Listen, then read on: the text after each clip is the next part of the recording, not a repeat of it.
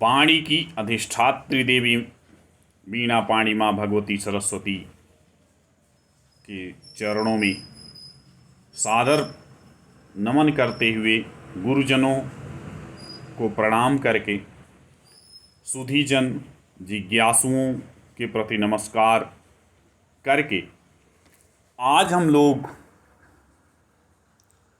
तद्धित प्रकरण के विषय में चर्चा करेंगे। तद्धित किसे कहते हैं,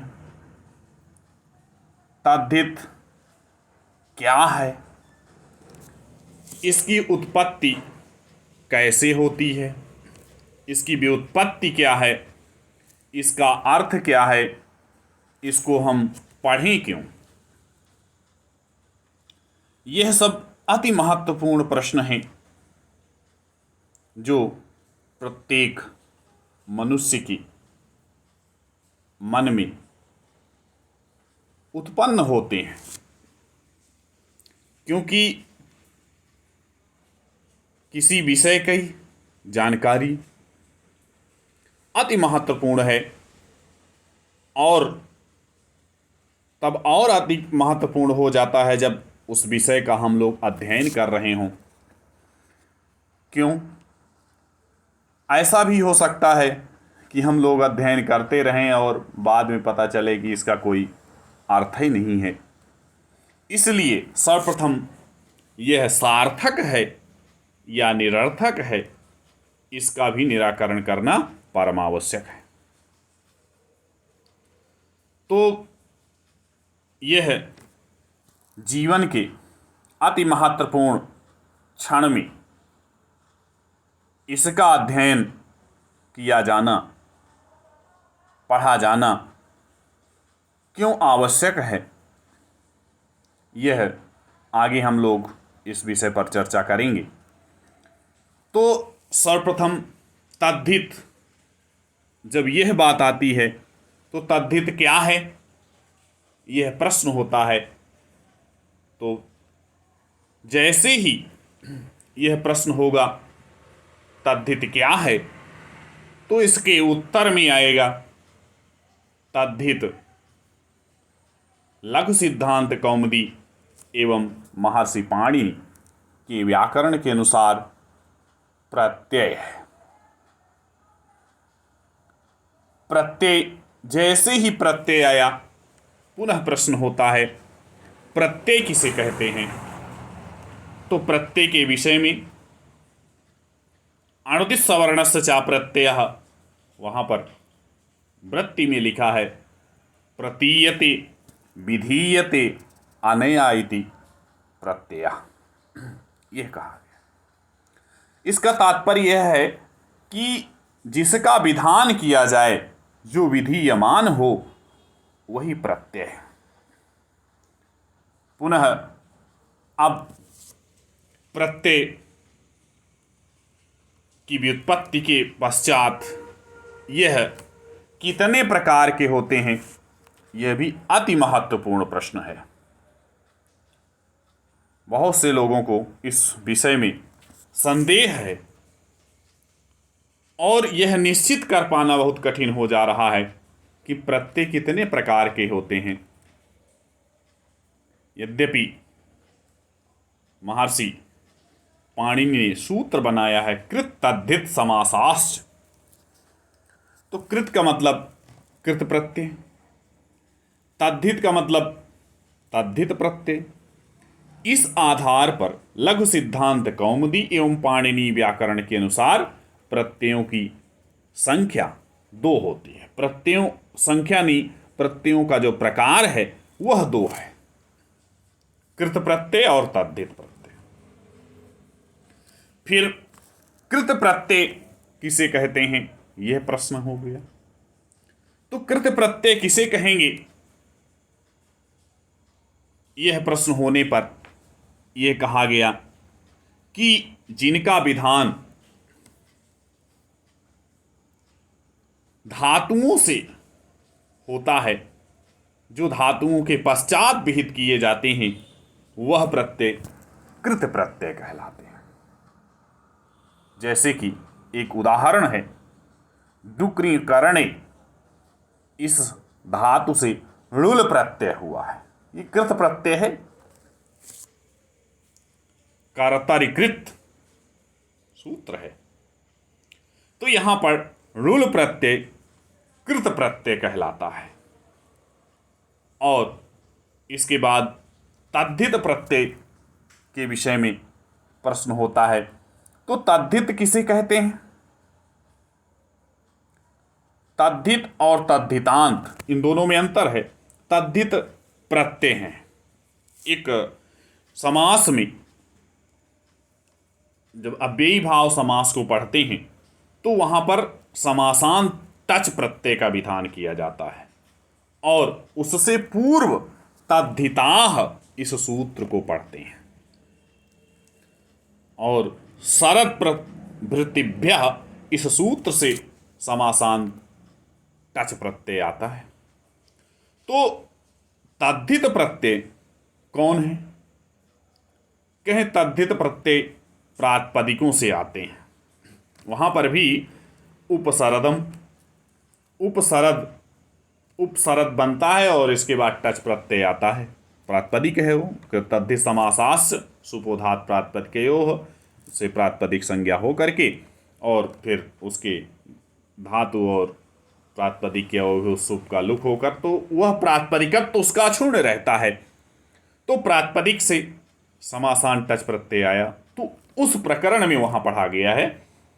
अब प्रश्न होता है कि प्रातिपदिकों का जो निर्माण है वो कैसे हुआ है, इस प्रकार का विचार भी आना आवश्यक है। तो प्रातिपदिकों का निर्माण, यद्यपि व्याकरण वैयाकरणों का जो मत है उसमें वह कहते हैं कि कुछ पद रूढ़ भी होते हैं। दो मत हैं एक तरह से, रूढ़ और व्युत्पन्न पक्ष और अव्युत्पन्न पक्ष। इसीलिए महर्षि पाणिनि ने दो प्रकार के सूत्रों का निर्माण किया है जो प्रातिपदिक संज्ञा करते हैं।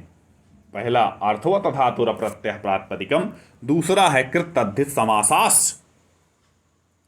तो धातुओं से प्रातिपदिक बनते हैं, धातुओं से प्रत्यय आते हैं और प्रातिपदिक का निर्माण होता है। जैसे कारक जो बनता है वह धातु से प्रत्यय आया, फिर वह प्रातिपदिक हुआ, और प्रातिपदिक होने से फिर उससे प्रत्यय आते हैं। लेकिन यहां पर तद्धित प्रत्यय नहीं है। तद्धित प्रत्यय प्रातिपदिकों से लग करके बन जाते हैं और वह तद्धितांत होते हैं। तो इस प्रकार से द्विविध प्रत्यय हैं, कृत प्रत्यय और तद्धित प्रत्यय। अब प्रश्न हुआ कि पढ़ा क्यों जाए, क्यों पढ़ें हम? क्योंकि यहां आचार्यों का ऐसा मत है कि प्रयोजनम अनुद्दिश्य मंदोपि न प्रवर्तते। बिना प्रयोजन के मूर्ख से मूर्ख व्यक्ति भी कहीं अपने आप को लगाता नहीं है, अपना समय जाया नहीं करता है। इसलिए यह प्रश्न होना स्वाभाविक है कि तद्धित प्रकरण को क्यों पढ़ा जाए। तो इस प्रश्न का उत्तर क्या होगा? तो इस प्रश्न का उत्तर यह है कि जो संस्कृत साहित्य है, संस्कृत साहित्य का जो अधिकांशतः भाग है वह तद्धितांत प्रयोगों से भरा पड़ा है। उसमें तद्धितांत प्रयोगों का अत्यधिक उदाहरण मिलेंगे आपको। इसलिए जब तक तद्धित, तद्धितांत और उससे बनने वाले जो शब्द हैं उनको नहीं जानेंगे तो फिर संस्कृत भाषा को समझ पाना बहुत ही कठिन हो जाएगा। इसलिए इसके कुछ उदाहरण इस प्रकार से हैं जैसे लोक से लौकिक बन जाता है, वेद से वैदिक बन गया। ये सब तद्धितांत हैं। लौकिक, वैदिक, धर्म से धार्मिक, पाणिनि से पाणिनीय, व्याकरण से वैयाकरण, यहाँ व्याकरण ही रह गया, वैयाकरण आदि उदाहरण दृष्टव्य है। अब अगर आप यह कहें कि क्यों पढ़ें हम, तो अगर संस्कृत भाषा को, संस्कृत साहित्य को ठीक प्रकार से जानना है तो उसके लिए यह आवश्यक है कि हम तद्धित इस प्रकरण को पढ़ें। इसलिए आवश्यक हो जाता है क्योंकि जो पद हैं उनके सटीक अर्थ को कैसे समझा जाएगा अगर हम तद्धित प्रत्ययों को नहीं जानेंगे। क्योंकि जितने भी प्रत्यय आते हैं वो किसी न किसी अर्थ को लेके आते हैं। तो तद्धित प्रत्यय को पढ़ने का जो प्रयोजन है वह संस्कृत भाषा, संस्कृत साहित्य के सटीक अर्थों को समझना है, अन्यथा बहुत ही दुरूह हो जाएगा। दूसरा, तद्धित प्रत्ययों को पढ़ने का जो प्रयोजन है वह यह है कि यह तद्धित और तद्धितांत अनेक ऐतिहासिक ज्ञान को देने वाले हैं। इससे अनेक प्रकार के हम लोग ऐतिहासिक ज्ञान को प्राप्त करते हैं। तद्धितांत पदों के द्वारा ऐतिहासिक पदों का ज्ञान कराया जाता है, ऐतिहासिकता का भी ज्ञान कराया जाता है। पूर्व जो समय था उसमें यह स्थान थे, स्थानों का वर्णन है और पूर्वजों का वर्णन है। अपत्य जो है वह पूर्वज ही है, अपत्य अर्थ में होते हैं। तो इस तरह से तद्धित प्रकरण को पढ़ना अत्यंत आवश्यक है। बिना इसको पढ़े, बिना इसको जाने संस्कृत भाषा को जान पाना बहुत ही कठिन है। इसके पश्चात हम लोग इस तद्धिताः पद की व्युत्पत्ति पर एवं उसके अर्थ पर विचार करते हैं। तो व्युत्पत्ति क्या है? व्युत्पत्ति तेभ्यः प्रयोगेभ्यः हिताः इति तद्धिताः। यहाँ पर व्युत्पत्ति में दीर्घ उकार हो गया, ये टंकण की त्रुटि है, व्युत्पत्ति होता है, इसलिए इसके लिए क्षमा प्रार्थी हैं। तेभ्यः प्रयोगेभ्यः हिताः इति तद्धिताः। तेभ्यः केभ्यः कह रहे हैं तद्धित प्रत्यय को तद्धित क्यों कहा जाए?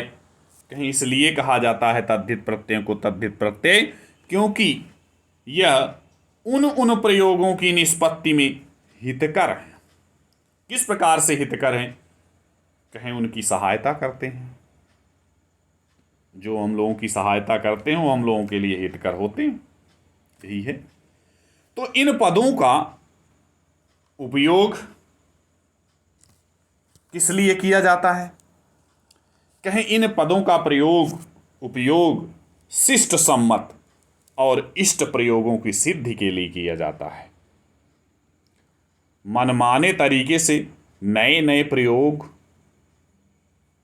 करने के लिए कदापि नहीं किया जाता है, यह कहा गया।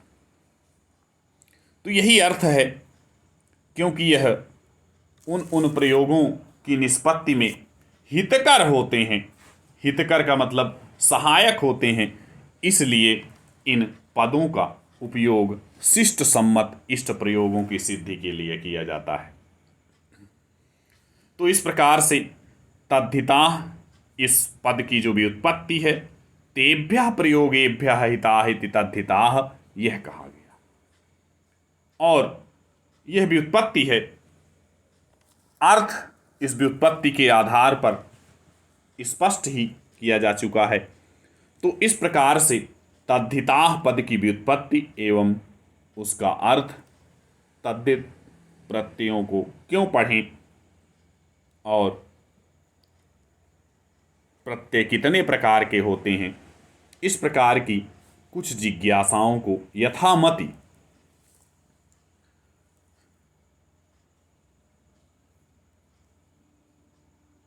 समाधानित किया गया है। तो इसी के साथ यह जो तद्धित के विषय में प्रकरण है वह यहीं पर पूर्णता को प्राप्त होता है। आप सभी को सादर नमस्कार।